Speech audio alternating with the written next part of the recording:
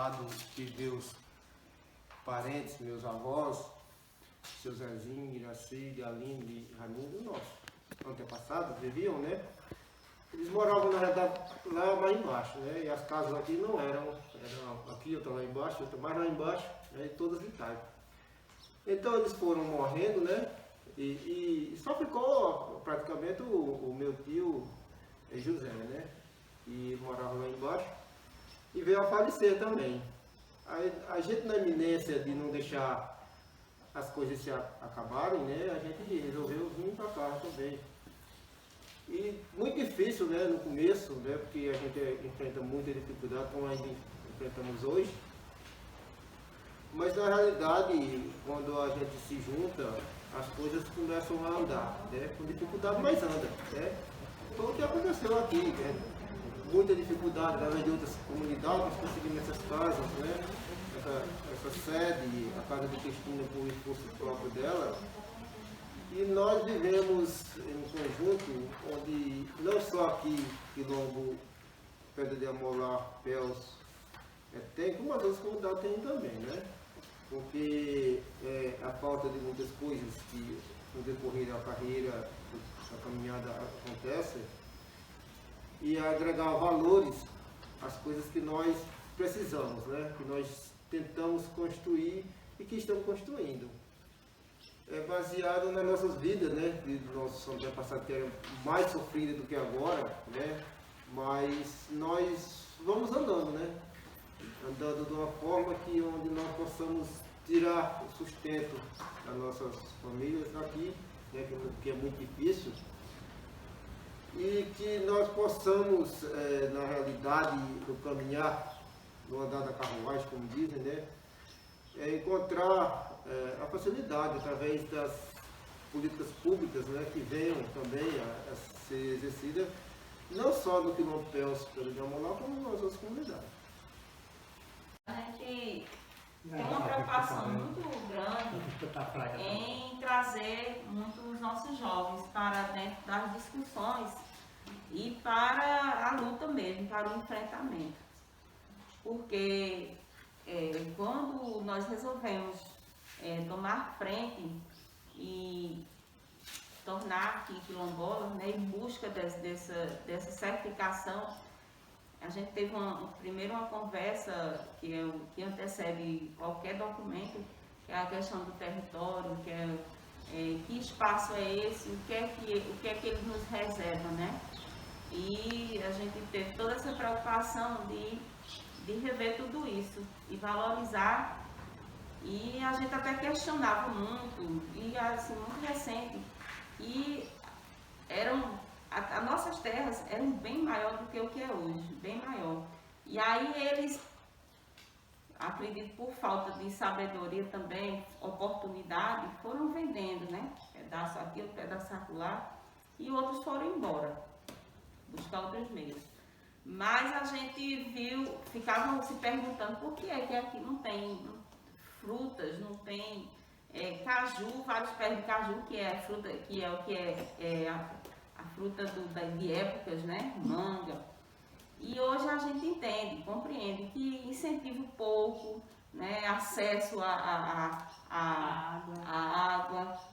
Apesar de que a gente, depois vocês podem ter a oportunidade de beber um pouco da água daqui, nossa água é perfeita. É algo assim, abençoado que a natureza nos dá, de forma gratuita, entre aspas, porque o acesso que a gente tem é precário. Nós temos um poço para 9 famílias aqui, vamos contabilizar assim, e aqui tem outro poço que é para seu Zezinho, a família do filho dele, e mais 2 filhos, enfim. E estruturar tudo isso para trazer uma qualidade que a gente busca dentro do quilombo é o que mais, assim, dificulta para a gente, porque a gente busca a independência através disso aqui, do que a gente tem. A gente resolveu, decidiu, e também, eu acredito que tem um peso da nossa ancestralidade, né, de fazer esse resgate, de manter, de valorizar as nossas raízes. Então a gente preza muito de trazer os nossos jovens, nossos filhos, para essa realidade. Também na intenção de dar continuidade, né? Porque o futuro são eles, né?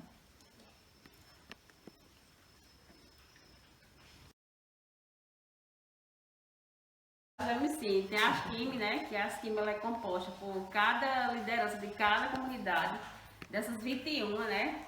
A gente tira o presidente, ele fica mais à frente, né? Para estar vendo os projetos, as reuniões, se encontrando de 15 em 15 dias, né?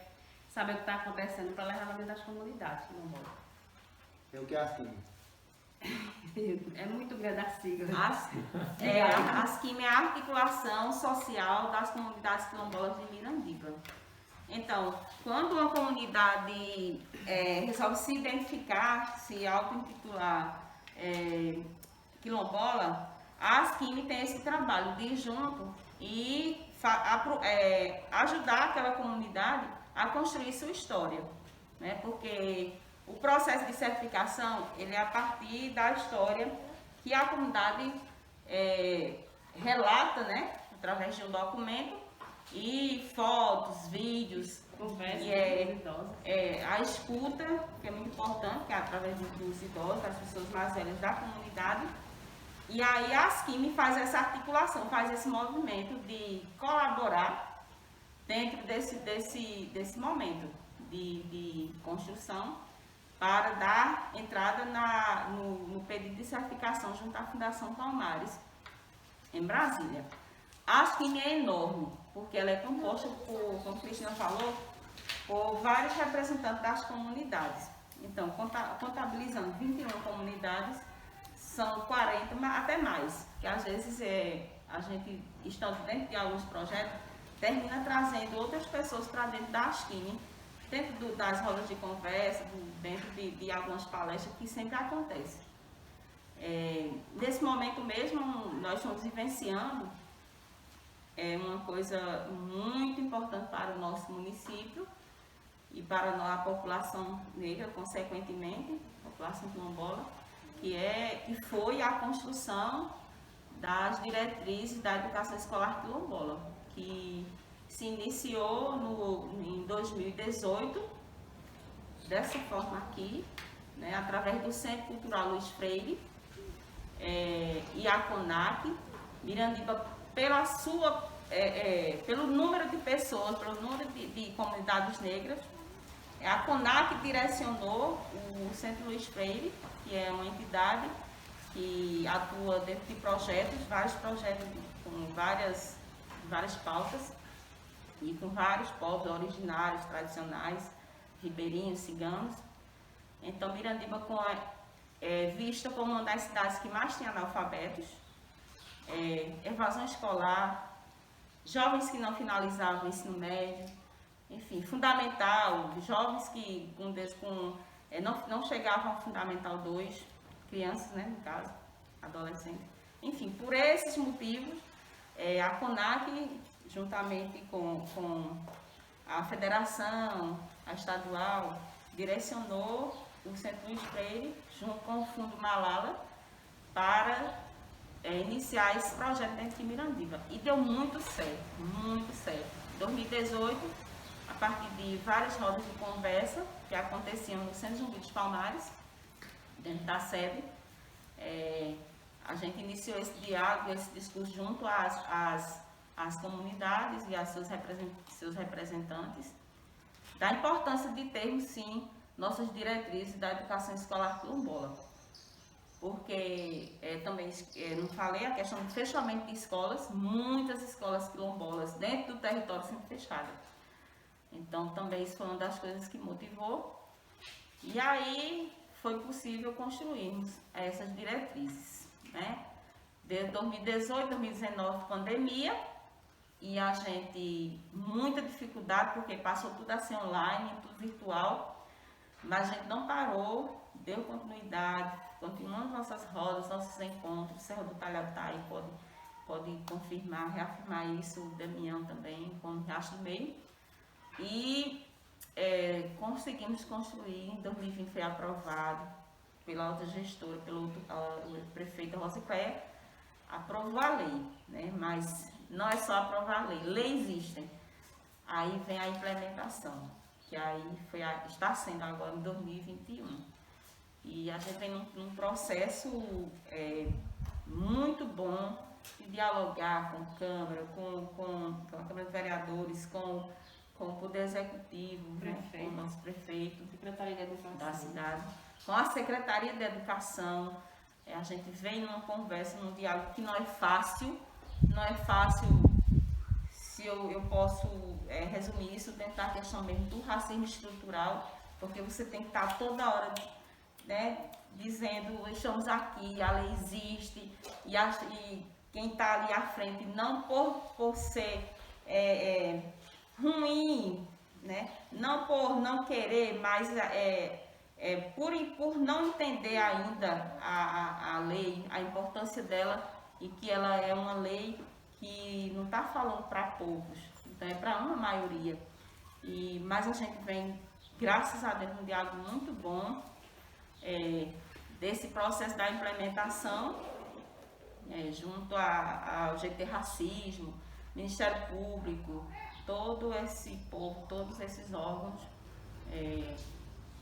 junto com as 21 comunidades quilombolas de Mirandiba. E está dando muito certo, e vai dar, se Deus quiser. É um processo que é lento, porque implementar uma lei não é fácil, mas nós sabemos que o mais difícil, que era construí-la, a gente conseguiu.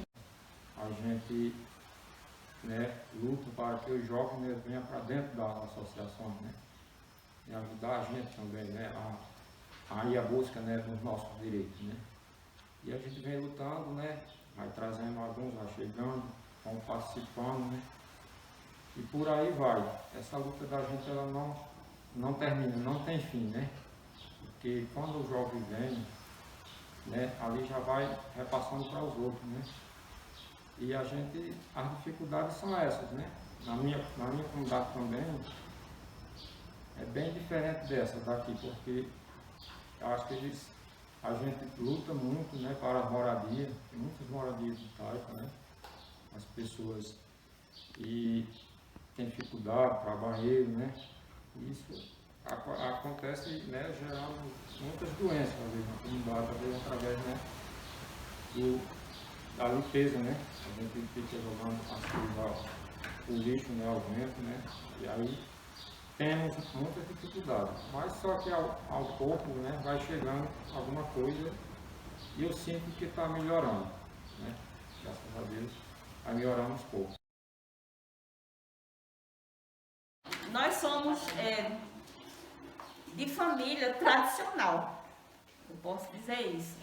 Apesar de algumas pessoas ignorarem, que acham que ser tradicional é ter dinheiro, né? São pessoas que são ricas, têm bens materiais. E eu acho que você precisa ver as famílias tradicionais a partir de suas vivências, de como elas viviam, né? Então, nós somos de famílias tradicionais, e isso eu passei a contextualizar a partir de problemas de saúde que hoje nós temos dentro da família, e que são várias pessoas com o mesmo problema. Então, por exemplo, nossos tios avós casavam entre si, né? Primo com primo muito próximo. E meu pai e minha mãe são primos. E não é tão próximo, mas são primos. Meu esposo é meu primo legítimo, né? Aí sua irmã casou com o irmão dele, as duas irmãs e os dois irmãos. Exatamente. E outros que a gente vai tentando. Tem uma pessoa convidada que ela não está, uma idosa também, que ela traria isso com mais qualidade do que eu, devido à idade e tudo mais, mas ela não pôde participar aqui para a cidade, acho que ela foi para uma consulta. Então, a partir daí, vários dos nossos sobrinhos nasceram com autismo. Então, a gente tem, eu acredito que 7 casos na família de autismo. Meu sobrinho, o filho do meu irmão, é autista, hoje ele tem 15 anos. Agora, recentemente, minha sobrinha, o filho dela é autista. Só que cada um não tem, né? É o espectro que fala, né? Isso mesmo.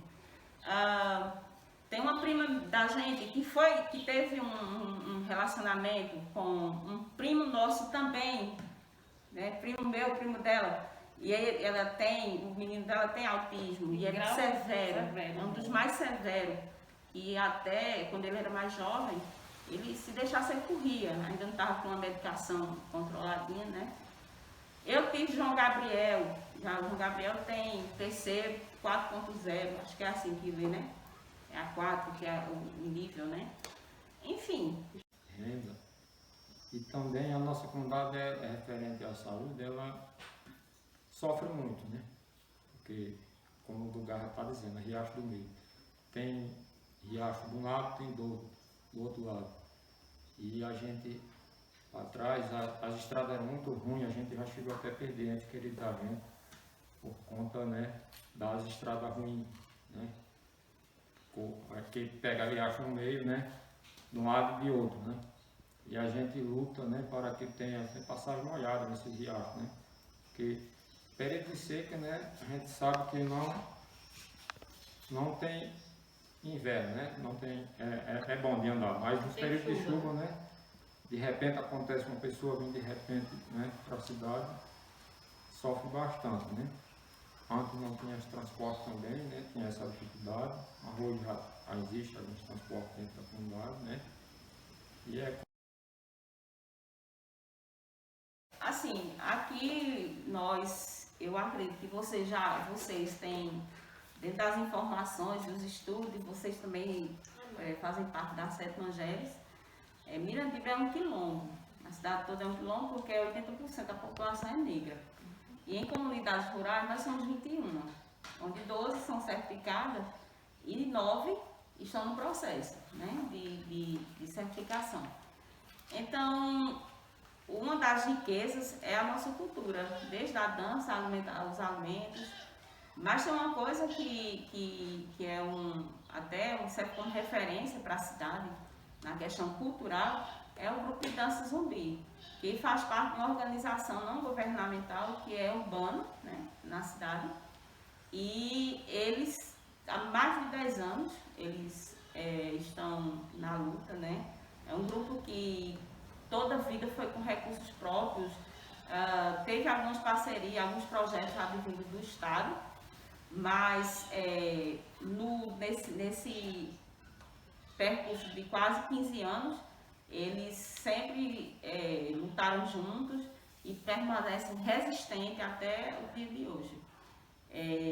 O Centro Zumbi recebe jovens, adolescentes, crianças, idosos, onde lá é trabalhado vários temas, desde a questão de desmistificar e desmontar o que é o racismo estrutural, até a questão de Enem, importância do acesso à educação, como chegar às universidades, como ter acesso a uma instituição de ensino superior, sobre saúde, vários temas tratados lá, vários temas são trabalhados, mas dentro de um objetivo que é de manter vivo, resistindo à nossa cultura dentro da cidade e mostrando a população negra a partir da sua potencialidade. Porque, infelizmente, ainda hoje as pessoas veem o negro a partir do escravo, né? Tem aquela visão de que, antes de olhar a minha potencialidade, o que é que eu posso, né? O que é que eu tenho de bom, de qualidade, eles veem primeiro o que os livros falavam, né? Os escravos, a escravidão, as correntes. Então a gente trabalha muito isso, de ainda tirar dos nossos jovens essa ideia de que os livros traziam. Para mim, por exemplo, que tenho 42 anos, né? Então hoje ainda as pessoas reproduzem isso e a gente tem ainda essa luta. Não somente dentro do Zumbi, porque o Centro Zumbi tem sede própria e tem quase 20 anos que está dentro da cidade, mas vem passando por um processo também de algumas modificações dentro da sua ideia de trabalhar com a população negra quilombola de Mirandiba. Mas aqui trazendo para o Quilombo Péus, a gente tem uma coisa que é muito forte na questão cultural, que é a alimentação. A gente, inclusive, depois a gente vai dar para vocês um mimo, é uma farofa saborizada que a gente faz aqui. E são coisas que a gente entende que era dos nossos ancestrais. E a dança, não aqui dentro do Quilombo, mas no Zumbi, também é uma coisa muito forte. E outros quilombos também trabalham muito a questão da dança. Por exemplo, Araçá, que é um São Gonçalo, que eram danças que seu Zezinho, eu dancei acho que quando criança.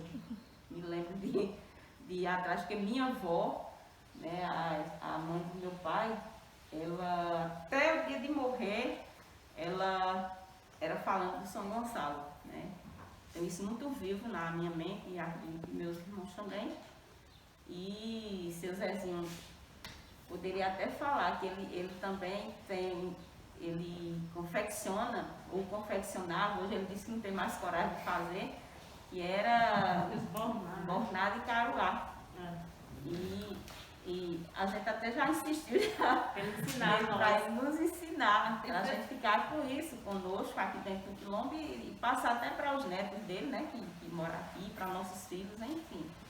Mas a gente ainda, infelizmente, a gente escuta pessoas que têm acesso a trazer através da política pública, diminuir as desigualdades dentro do nosso município. A gente escuta isso de gestores, infelizmente, de dizer, por exemplo, que o Quilombo é um local de refúgio.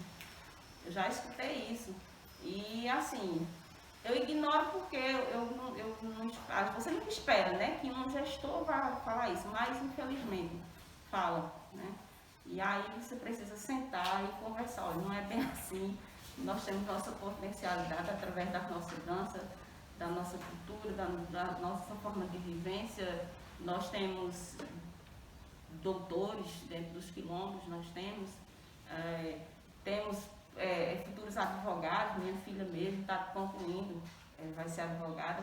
Temos jovens que querem, através da educação, conseguir chegar até o ensino superior e ter uma história diferente da que seus pais, seus avós tiveram, né? E de repente ser até exemplo para a sua própria comunidade.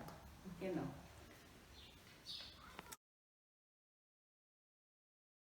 Tocaram lá e relota um pouquinho, aí tira a fita, aí bota de molho uns 3 dias dentro d'água, aí bate bem batidinha, aí faz a cordinha e só, aí depois vai tecer o bornar, aí vai fazer. Porque assim, o preconceito não é só o negro, né? Preconceito, ele é deficiente, idoso, né? Homossexual, né? Enfim. O racismo, ele é uma estrutura, é um sistema que foi, né, criado a partir da questão negra, da questão racial, né? Em cima da questão racial. Preconceito, eu já sofri vários. E trazendo para a questão mesmo da cor da pele, né? Eu vou tentar ser breve, contar um que aconteceu, assim, que foi crucial na minha vida para eu entrar na luta, juntamente com o meu povo, contra isso. Eu estava dentro de uma instituição trabalhando como coordenadora de um espaço, e aí vieram 2 pessoas participar de uma reunião que ia acontecer, né? Eu estava como coordenadora. E aí vieram essas 2 pessoas, 2 homens, participar dessa reunião organizativa na época, e juntamente comigo tinha outras pessoas que faziam parte da gestão da época, e tinha também uns jovens, eu acredito que tinha umas 10 pessoas no momento. E aí, acontecendo o que aconteceu aqui, cada um vai falando, né? Meu nome é fulano, sou isso, faço parte disso. E quando chegou na minha vez, eu me apresentei, eu sou a Aline, na época eu tinha só ensino médio, no caso magistério, aliás. E aí eu estou como coordenadora de um centro Quando eu disse centro, aí ele tomou minha fala, né, o rapaz, e foi disse, do centro, aí do centro de Macumba, né? Aí eu olhei assim pra ele, eu digo, como assim? Aí ele foi e disse, não, vocês querem coordenador de um centro? Do centro de Macumba? Aí repetiu, né? Aí eu fui e olhei pra ele e disse, não, eu sou coordenadora do centro de idosos, daqui da cidade. Aí assim, no momento que eu ficou aquele clima, né? E eu que na época, vamos botar aí, Carol tinha 2 anos, 3 anos, não tem muito tempo, mais de 15 anos isso. E aí eu não assimilei, né? Assim, o racismo, não assimilei de jeito nenhum. Vi que foi algo bem ruim que ele tinha feito, mas eu não tinha noção, quanto eu tenho hoje, do quanto ele foi infeliz, né? E as pessoas, né, que estavam ali, uns fez risinhos, né, no rosto, não sei o quê, né?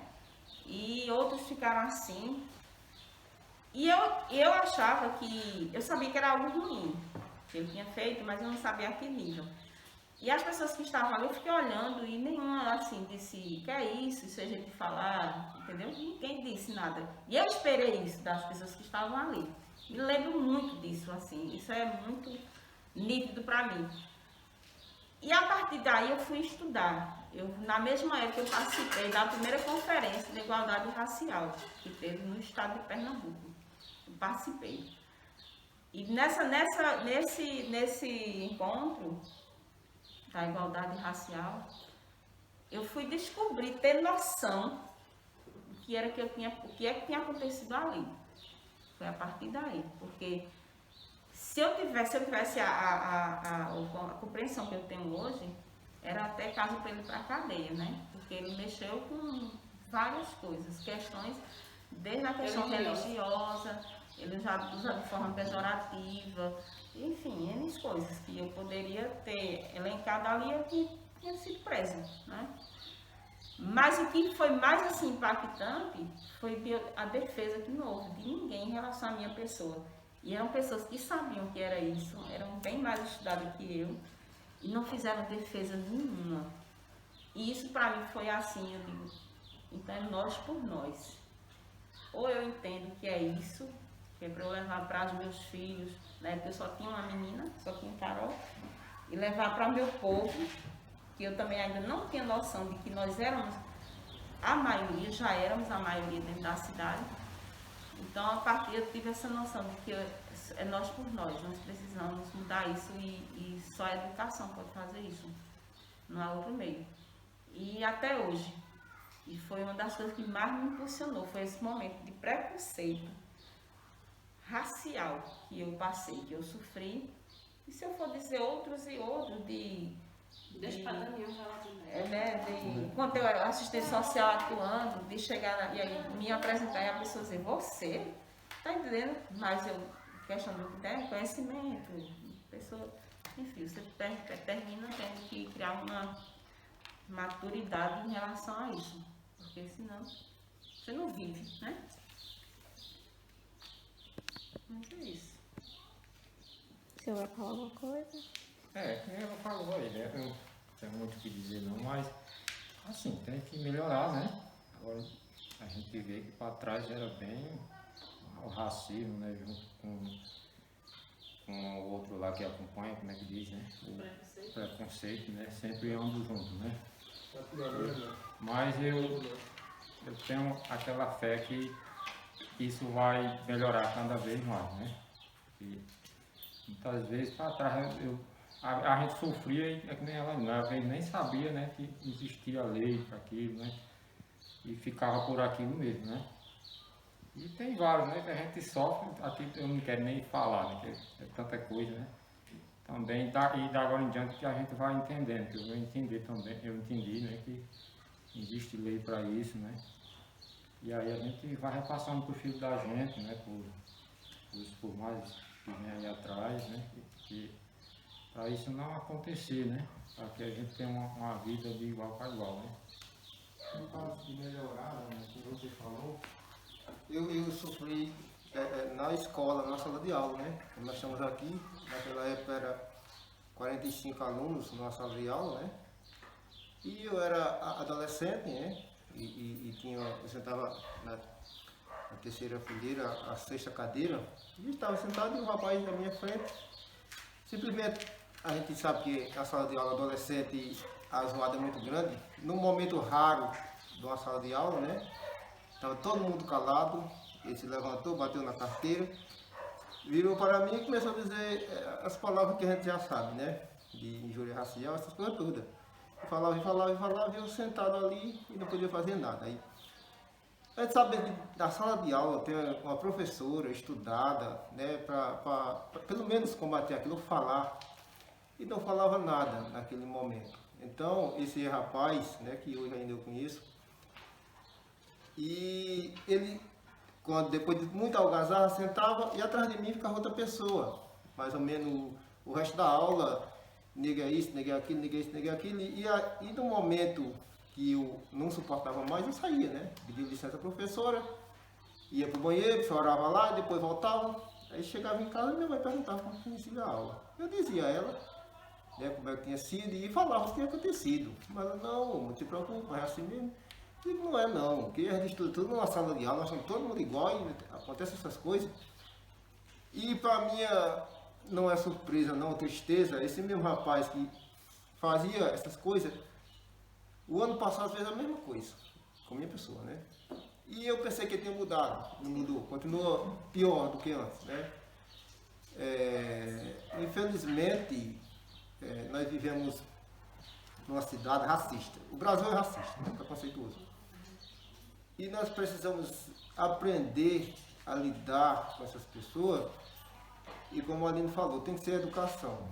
Né? Educação é o saber e o conhecimento de tudo, ou de quase tudo. E para que nós possamos nos moldar e viver uma vida bem vista no que nós precisamos e adquirimos, tem que ter mudança. Porque se tem uma lei, a lei é para ser cumprida. E nós vemos aí que dificilmente é.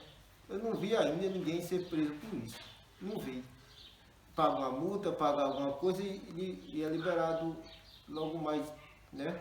Depois que se paga. Infelizmente a nossa lei é fraca, né? E não é colocado em prática verdadeiramente o que é para ser feito. E por isso que sofre mais somos nós, né? Através do racismo, do preconceito, da desigualdade, né? Estou falando nós, assim, quilombolas, negros, né? Que a gente sabe que tem os pobres, né? Os idosos, as pessoas deficientes também são, os religiosos, os LGBTQIA+, e por aí vai, né? A gente sabe que o país é um país racista, preconceituoso, desde sempre, né? Onde a sua maioria somos negros mesmo, mas infelizmente o Brasil é isso que nós estamos vendo aí. Teve alguma melhora? Teve, mas não foi o suficiente, né, para pelo menos parar. Acabar a gente sabe que não vai, não é? Mas pelo menos estancar um pouco da sangria que nos arrodeia. E a gente fica apreensivo aos nossos filhos. Como é que eles vão lidar com essas coisas que estão acontecendo com eles, né? Mas a gente tem em casa, eu vou falar em casa, a Aline, que já tem a cabeça mais aberta do que a minha, e estudou para isso, né?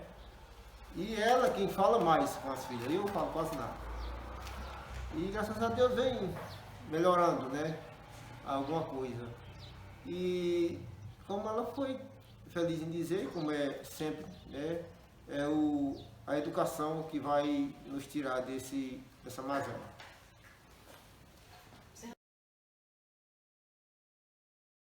E a gente sempre foi listar a dificuldade da pandemia, né? Seria até. Mas tem uma coisa que a gente questionou bastante, que desde a outra gestão, foi o acesso a coisas, né? Como álcool, máscara. A gente não entendia, a partir de secretaria nenhuma, não chegou nada. Não chegou nada aqui. No mês de dezembro de 2020, a secretária nos mandou umas máscaras, não foi, Cristina? Foi tecido. Dezembro, terminando a gestão, né? Aí pegou as máscaras que é até aquela que parece eu usei um Pato, né? Eu não sei dizer, ela, como é o modelo dela, ela é diferente, não é assim, é diferente. E aí, eu não lembro a quantidade, foi 80 máscaras. Pronto. Álcool nunca. Outros projetos, parceiros, Máscara. mandaram álcool, mandaram máscara. A Exatamente. secretaria mesmo, foi essa aí mesmo. Secretaria de Saúde, Assistência, nenhum, nada. A gente conseguiu através de, por exemplo, nós somos cristãos, né? Eu e meu esposo em casa, então a gente faz parte de alguns projetos da igreja, de Recife a Belo Horizonte. Então eles conseguiam, mandavam pra gente álcool, máscara, e a gente distribuía cestas básicas, a gente distribuía tanto aqui e também ainda referenciava para as comunidades. Pouco, mas vinha, né? E até agora ainda está vindo, que é um povo que tem missão, né? Já está dizendo. Então, na pandemia, eu posso dizer acertadamente que a única ajuda que a gente teve foram a vinda dos missionários, através de cestas básicas, álcool e máscara, e de alguns outros projetos que, por exemplo, de algumas universidades que são parceiros do Quilombo, Feijão e Posses, e Chabeira Helena, que aí eles mandavam álcool. Sim, também do Quilombo, o Pau de Leite, através de Ângela, aí eles mandavam, através da professora Lorena, álcool, máscara, aí eles distribuíam até onde dava, né, porque também não dava para atender as 21 comunidades, mas dava e a gente fazia por exemplo, ia nas famílias mais numerosas, né, entregava, e assim criando critérios para dar acesso e atender mais ou menos, né, aquele momento.